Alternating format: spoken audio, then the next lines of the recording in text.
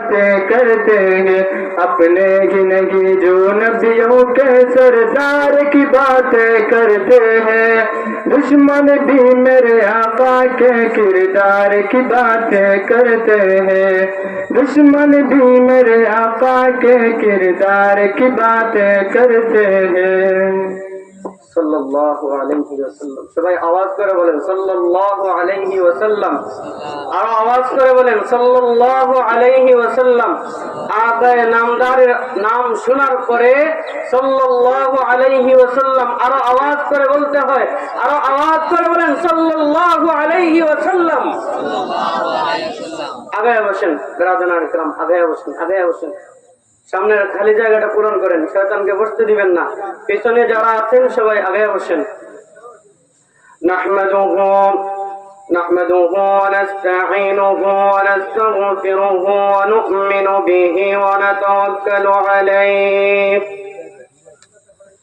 ونعوذ بالله من شرور أنفسنا ومن سيئات أعمالنا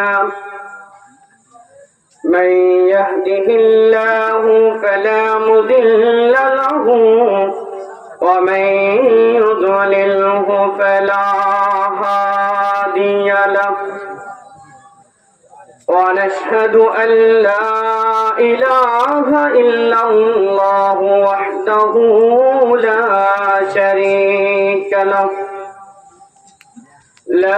شريك له في ذاته ولا في صفاته لا في فعله ولا في أمره لا في ملكه ولا في ملكوته لا في قدسه ولا في جبروته وهو الأحد الصمد الذي لم يلد ولم يولد ولم يكن له كفوا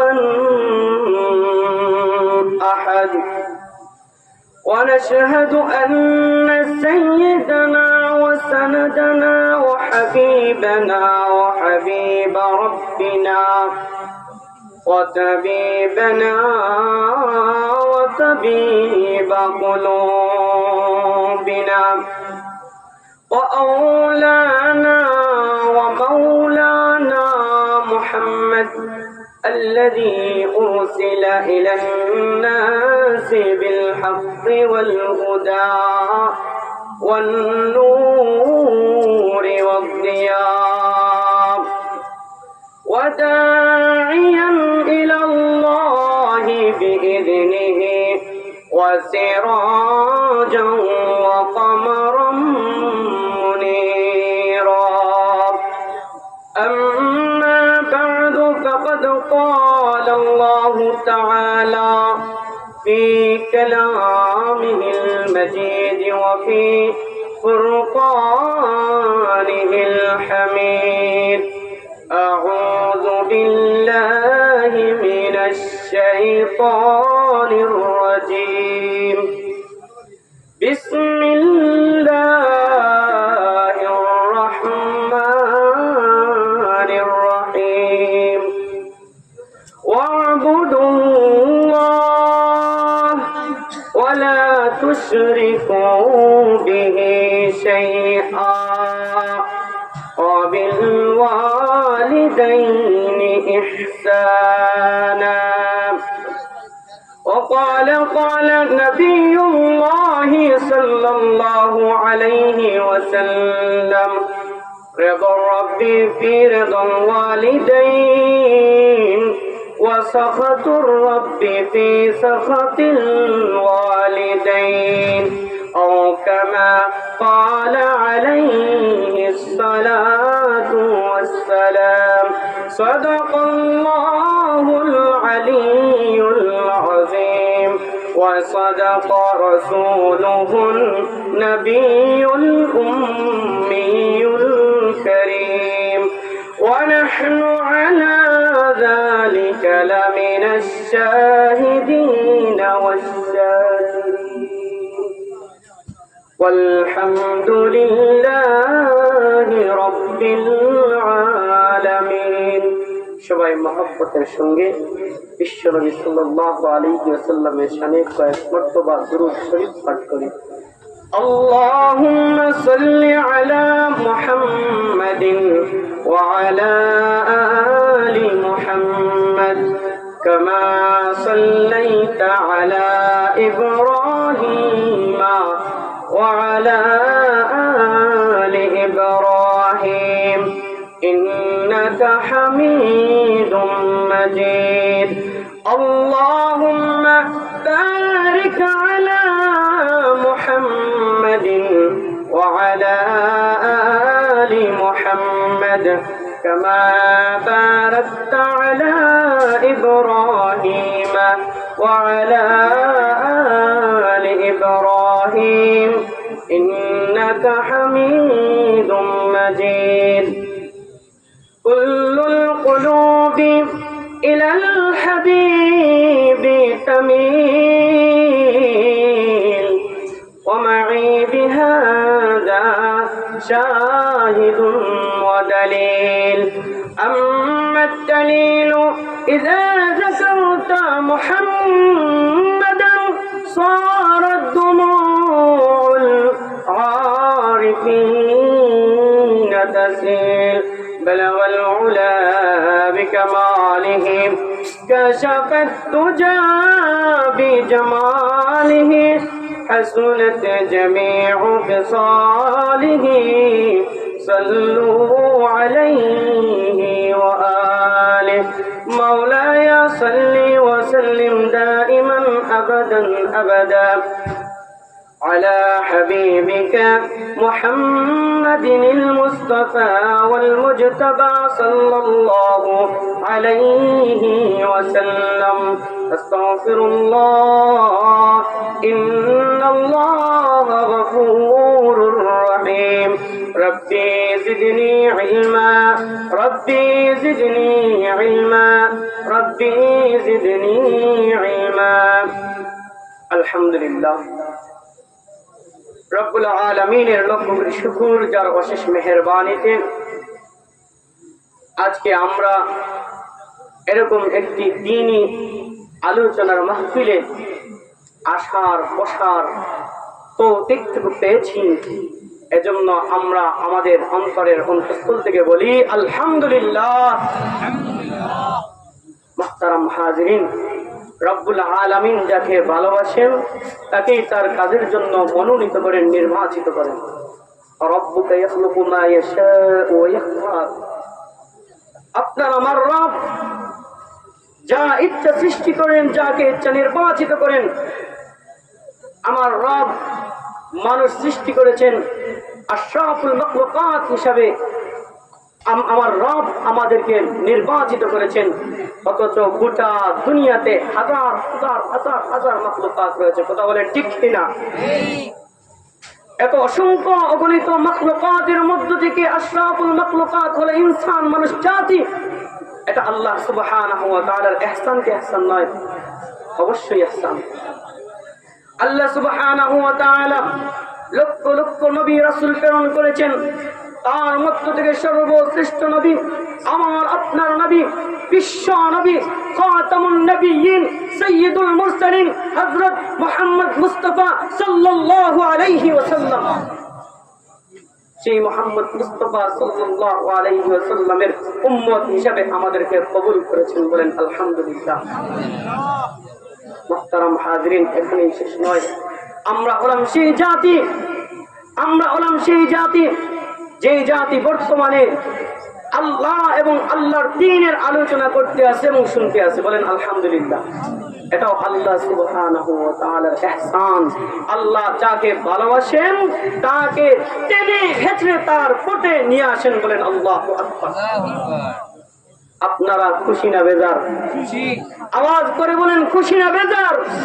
আপনাদের আওয়াজের মাত্রা এটা আমাকে জানান দিচ্ছে যে আপনারা তেমন খুশি না। ছোট বক্তা পাইছেন, কেমনে খুশি হইবেন? বয়স কম, ইলিমও কম। খুশি তো হওয়ার কথা না। আচ্ছা, আমাকে পাইয়া খুশি হওয়ার দরকার নাই। আপনারা আওয়াজ করে বলেন, আল্লাহর এই মজলিসে আসার কারণে আপনারা খুশি না বেজার?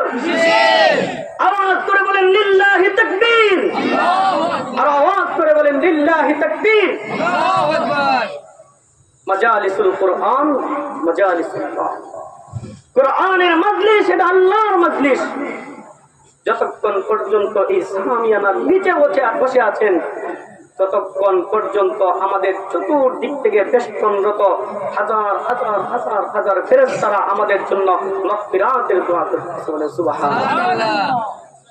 মুহতারাম হাজিরিন, ইনজেলের বাহিরে গিয়া দাঁড়াইলে এই সব পাওয়া যাইব? কখনোই না। এই সব পাইতে হলে এই সামিয়ানার নিচে এসে বসতে হবে। ওয়াজ কতটুকু শুনলেন আর বুঝলেন সেটা বিষয় না, মাগফিরাতের মুস্তাহিক হয়ে গেছেন। বলে সুবহানাল্লাহ। আল্লাহ সুবহানাহু ওয়া তাআলা আমাদের সবাইকে বুঝার তৌফিক দান করুন। আল্লাহ রাব্বুল আলামিনের সিদ্ধান্ত, আল্লাহ তা'বুদু ইল্লা ইয়া। আল্লাহর ফয়সালা হলো তোমরা আল্লাহ ছাড়া আর কারো ইবাদত করো না। আল্লাহর আরেকটি সিদ্ধান্ত হলো ওয়াবিল ওয়ালিদাইনি ইহসানা, মাতা পিতার সাথে ইহসান করো। আল্লাহর সিদ্ধান্ত কয়টা? আল্লাহ রাব্বুল আলামিন বলেন ওয়াকাদা রাব্বুকা, তোমাদের রব সিদ্ধান্ত নিয়েছেন। তোমাদের রব, আমাদের রবকে আওয়াজ করে বলেন আমাদের রব আল্লাহ। আওয়াজ করে বলেন আল্লাহ। ও দুনিয়ার মুসলমান, আল্লাহর সিদ্ধান্ত কি জানতে চাও? জানার প্রয়োজন আছে না নাই? আল্লাহর সিদ্ধান্ত হলো দুইটা। এক নম্বরের সিদ্ধান্ত হলো ইবাদত করতে হবে একমাত্র আল্লাহর ইবাদত। আল্লাহর ইবাদত ছাড়া আর কারো ইবাদত করা যাবে না। দুই নম্বরের সিদ্ধান্ত হলো মাতা পিতার সাথে ইহসান করতে হবে। মাতা পিতার সাথে কি করতে হবে? ইহসান আরবি শব্দ। এই একটি আরবি শব্দের ভাবার্থ বুঝতে হলে আরো দুইটি আরবি শব্দের সাথে সম্পৃক্ত হতে হবে। একটি হলো ইনসাফ আর আরো একটি হলো জুলুম। আপনি একজনকে ঠাসায়া এটা ছড় মারলেন বা ঘুষি দিলেন, এটা আপনি জুলুম করলেন না ইনসাফ করলেন? জুলুম করেছেন। আপনি যেই পরিমাণ শক্তি নিয়ে ঘুষি বসাইছেন, সেই অবিকল সেই পরিমাণ শক্তি নিয়ে আপনাকে সে পাল্টা জবাব দিয়ে দিয়েছে। এখন বলেন সে জুলুম করছে না ইনসাফ করছে? ইনসাফ করছে। কি করছে? ইনসাফ করছে। আরেকজন ব্যক্তিকে আপনি ঘুষি বসাইলেন, সে আপনাকে পাল্টা আবার ঘুষি দেয় নাই, আপনার হাতটা আদর করে নিছে। এ বলতেছে ভাই এত দূরে ঘুষি মারলা, আপনার হাতে কষ্ট হয়েছে, ব্যথা পেয়েছেন, আমাকে মাফ করে দিবেন। সুবহানাল্লাহ। এটার নাম হচ্ছে ইহসান। এটার নাম কি? ইহসান। দুনিয়ার মুসলমান বুঝলে এবার বলেন ইহসান কাকে বলে? ইহসান হলো কেউ আপনাকে আঘাত করার পরেও তার সাথে ভালো ব্যবহার করার নাম হচ্ছে ইহসান। আল্লাহ রাব্বুল আলামিনের দুইটা সিদ্ধান্ত। এক নম্বরের সিদ্ধান্ত হলো ও দুনিয়ার মুসলমান, এক নম্বরের সিদ্ধান্ত হলো আল্লাহ ছাড়া আর কারো ইবাদত করা যাবে না। দুই নম্বরের সিদ্ধান্ত হলো মাতা পিতার সাথে ইহসান করতে হবে। কি করতে হবে? ইহসান করতে হবে। আমার মা আমার বাবা কত কষ্ট করে আমাকে লালন পালন করেছে। আমি এবার বড় হয়ে গেছি, এবার যদি আমি আমার মা বাবার ভরণ পোষণের দায়িত্ব গ্রহণ করি, আপনারা বলেন তো দেখি এটা ইনসাফ হবে না ইহসান হবে? এটা ইনসাফ, কারণ তারা আমাকে লালন পালন করেছে, এবার আমি পাল্টা দিতেছি, এটার নাম ইনসাফ। ইহসান হলো তারা আমাকে লালন পালন করেছে, যেইভাবে লালন পালন করেছে এর চাইতেও বেশি বদলা দেওয়ার নাম হচ্ছে ইহসান। এবার নিজের সাথে একটু মিলিয়ে দেখেন, আল্লাহর বড় বড় দুইটা সিদ্ধান্ত। এক নম্বর সিদ্ধান্তর সম্পর্ক হচ্ছে সরাসরি আল্লাহর সাথে, অর্থাৎ আল্লাহ ছাড়া আর কারো ইবাদত করা যাবে না। পৃথিবীর জমিনে মুসলমানদের, পৃথিবীর জমিনে মানুষের আগমন ঘটেছে একমাত্র আল্লাহর ইবাদত করার জন্য। একমাত্র কার ইবাদত করার জন্য? এজন্য মানুষ সৃষ্টি করার আগে আল্লাহ সুবহানাহু ওয়া তাআলা বাইতুল্লাহ সৃষ্টি করেছেন, কারণ বাইতুল্লাহর দিকে মুখ করেই আমরা কি করি? ইবাদত করি। আল্লাহ আমাদেরকে তার ইবাদতের জন্য সৃষ্টি করেছেন, এজন্য ইবাদতের কথা বলেছেন। আর এরপরেই যে কথাটি বলতেছেন সেটা হচ্ছে মা বাবার সাথে ভালো ব্যবহার করতে হবে। তাহলে চিন্তা করে দেখেন, মা বাবার সাথে ভালো ব্যবহারের এই নির্দেশটা ছোট না বড়? আওয়াজ করে বলেন, ছোট না বড়? অবশ্যই অবশ্যই বড়। আল্লাহর ইবাদত করা প্রতিটি মানুষের উপর যেমনি ভাবে আবশ্যক, ঠিক তেমনি ভাবে মাতা পিতার সাথে ভালো আচরণ করা প্রতিটি সন্তানের জন্য আবশ্যক। কথা বুঝে আসছে? মুহতারাম হাজিরিন, কিন্তু বর্তমানে আমাদের অবস্থার সাথে একটু মিলায়া দেখি, আমরা মা বাবার সাথে ইহসান করতেছি নাকি ইনসাফ করতেছি নাকি জুলুম করতেছি? আমি গ্যারান্টি দিয়ে বলতে পারবো অধিকাংশের জবাব আসবে আমরা জুলুম করতেছি। কি জবাব আসবে? জুলুম করতেছি। ইনসাফ করা আর ইহসান করা এত সহজ কাজ নয়। ছোট্ট একটা ঘটনা বলি, আপনাদের সাথে মিলাইবেন।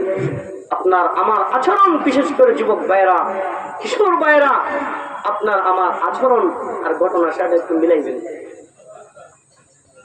বাবা তার সন্তানকে বলতেছে, চাকুরিজীবী সন্তান বলতেছে, বাবা আজকে অফিসে যাওয়ার কোনো দরকার নাই। আচ্ছা বাবা ঠিক আছে, আপনি বলতেছেন অফিসে যাওয়ার দরকার নাই, অফিসটা বড় ইম্পর্টেন্ট ছিল, বড় প্রয়োজন ছিল আজকে যাওয়ার। আচ্ছা ঠিক আছে, আপনি যখন বলছেন যাওয়ার দরকার নেই, ঠান্ডা মাথায় বলছেন। কিছুক্ষণ পর বাবা বলতেছে, চলো তোমাকে নিয়ে এক জায়গায় বেড়াতে যাব। ছেলেটার মিজাজ একটু খারাপ হয়েছে। মনে করলাম বিশেষ কোনো অসুবিধার কারণে বাবা মনে হয় আমাকে আজকে চাকরি থেকে বিরত রাখছে, অফিসে না যাইতে বলছে। এখন তো দেখি বাবা আমাকে বেড়াইতে দেয়, আমার অফিস থেকে তার বেড়ানোটা ইনফ্লুয়েন্স হয়ে গেল, দামি হয়ে গেল। যাই হোক, বাবা বের হয়ে গেছে, একটা পাহাড়ের উপর গেছে। বাবা হাঁটতেছে হাঁটতেছে, কোনো কথা বলে না। সন্তানের মিজাজ আস্তে আস্তে আস্তে আস্তে আস্তে আস্তে গরম হচ্ছে। আরে আমার অফিসটা কত গুরুত্বপূর্ণ ছিল, অফিসের গুরুত্বপূর্ণ সময় পাস করে আমি আপনার সাথে, বৃদ্ধ মানুষটার সাথে আমি বেড়াইতেছি, আজীব ব্যাপার। কিছুক্ষণ যাওয়ার পরে বাবা একটু গাছের দিকে আঙুল দিয়ে ইশারা করে বলে, বাজান ওই যে দেখো গাছের উপরে কালো একটা কি জানি দেখা যায় নড়াচড়া করে, এটার নাম কি? ছেলে এবার বলল, আরে আশ্চর্য বিষয়, আপনি কি এটা চিনেন না? এটা তো কাক। এটা কি? কাক। ছেলের মাথা গরম হয়ে গেছে। কিছু দূর যাওয়ার পরে আবার একই কাণ্ড। বাবা আবার জিজ্ঞেস, ওই যে আরেকটি ডালের উপর একটি কি যেন নড়াচড়া করতেছে, এটার নাম কি? ছেলে এবার আরেকটু কড়া আওয়াজে বলছে, এটার নাম কাক। আর কিছু দূর যাওয়ার পরে আবার একই কাণ্ড। এবার সন্তান গরম হয়ে গেছে। আশ্চর্য, আপনার কোনো বিষয় বুঝলাম না, এটা কেমন কাজ হতে পারে?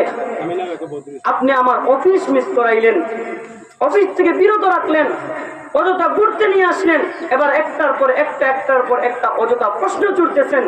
আমার সময়ের কি মূল্য আপনার কাছে নাই? বিদ্যা চুপ বেয়ে বেয়ে পানি পড়তেছে। এবার বাবা বলতেছে, বাজান আজ তো তোমার 30 বছর বয়স হয়ে গেছে, আজ থেকে প্রায় 28 বছর পূর্বে তোমাকে নিয়ে এই একই পাহাড়ের উপর বেড়াতে আসছিলাম। আর এইভাবে এই কাজটি দেখিয়ে দেখিয়ে তুমি একবার, দুইবার, তিনবার নয়, 10-15 বার, এর চেয়েও বেশি তুমি প্রশ্ন করেছিলে। আমি একবারের জন্য বিরক্তি বোধ করি নাই। আমি তোমাকে বারবার বলেছিলাম এটার নাম কাক, কাক, কাক, কাক, কাক। এরপরে যখন তুমি বলা শিখেছ যে এই পাখিটির নাম হচ্ছে কাক, যেখানেই তুমি এই পাখিটি দেখো তুমি বলো এই পাখিটির নাম কাক। বাবা ওই যে দেখো কাক যায়, ওই যে দেখো কাক যায়। তখন আমি আনন্দে উৎফুল্ল হয়ে চিৎকার দিয়ে বলেছিলাম, আজ আমার সন্তান একটি কথা বলা শিখেছে, একটি পাখির নাম বলা শিখেছে। আর আজকের এই বয়সে এসে তুমি আমাকে এই বদলাটা দিয়েছ। আল্লাহু আকবার বলেন, আল্লাহু আকবার বলেন। মুহতারাম হাজিরিন, আপনার আমার জীবনের সাথে মিলান।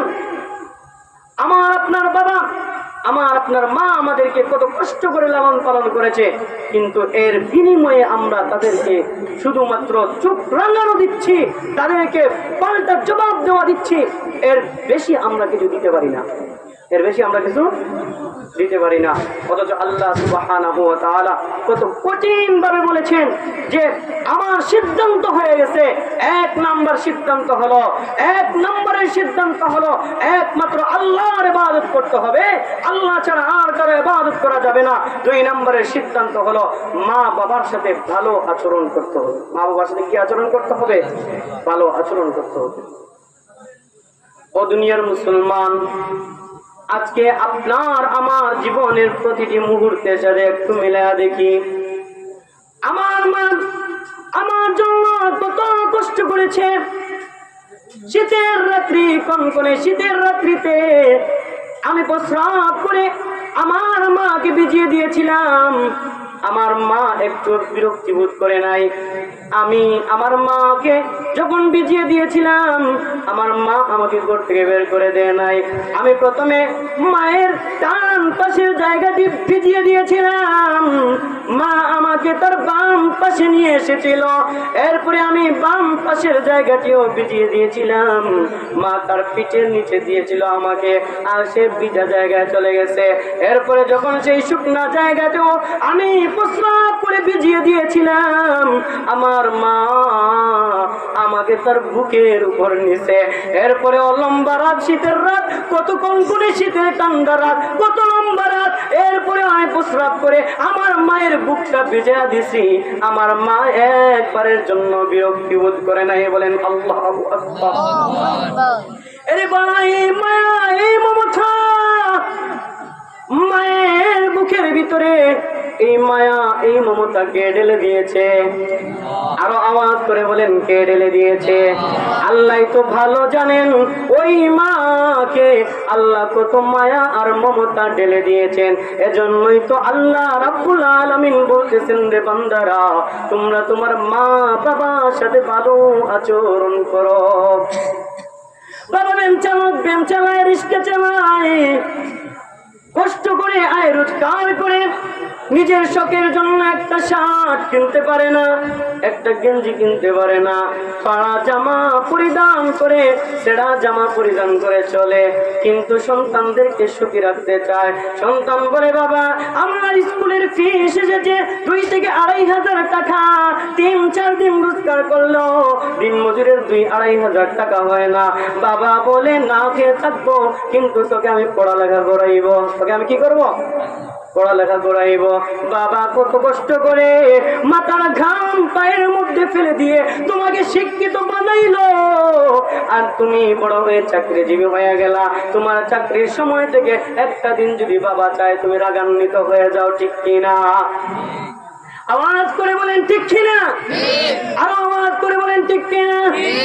ও দুনিয়ার মুসলমান, এটা কবরস্থান না, ঘুমাইলে চলবে না, ঘুমাইলে চলবে না। বুঝেন কি বলে? অন্তরের ভিতরে গাছেন। আল্লাহ রাব্বুল আলামিন বুঝার তৌফিক দান করেন, বলেন আমিন। এই দুনিয়ার মুসলমান, বাবা মরে গেলে বাবা পাইবা না, মা মরে গেলে মা পাইবা না রে। মা বাবার দোয়া যে কতটা কাজে লাগে এটা আপনি আমি কল্পনা করে পাবো না। জান্নাতের 2টা দরজাকে আল্লাহ রাব্বুল আলামিন দুনিয়ার জমিনে দিয়ে দিয়েছেন। কয়টা দরজা? জান্নাতের 2টা দরজাকে আল্লাহ রাব্বুল আলামিন দুনিয়ার জমিনে দিয়ে দিয়েছেন। এই 2টা দরজা হলো আপনার আমার মা আর বাবা। এই 2টা দরজা কি? আপনার আমার মা আর বাবা। ও দুনিয়ার মুসলমান, জান্নাতের 2টা দরজা যতদিন পর্যন্ত দুনিয়া জমিনে আছে, জান্নাতে ঢুইকা পড়ো। ওই 2টা দরজা যখন দুনিয়া থেকে চলে যাবে, তখন জান্নাতের রাস্তা খুঁজে পাবে না। আমরা নামাজ পড়ি কাকে খুশি করার জন্য? নামাজ পড়ি আল্লাহকে খুশি করার জন্য। রোজা রাখি আল্লাহকে খুশি করার জন্য। যত ইবাদত আছে সব ইবাদত করি কাকে খুশি করার জন্য?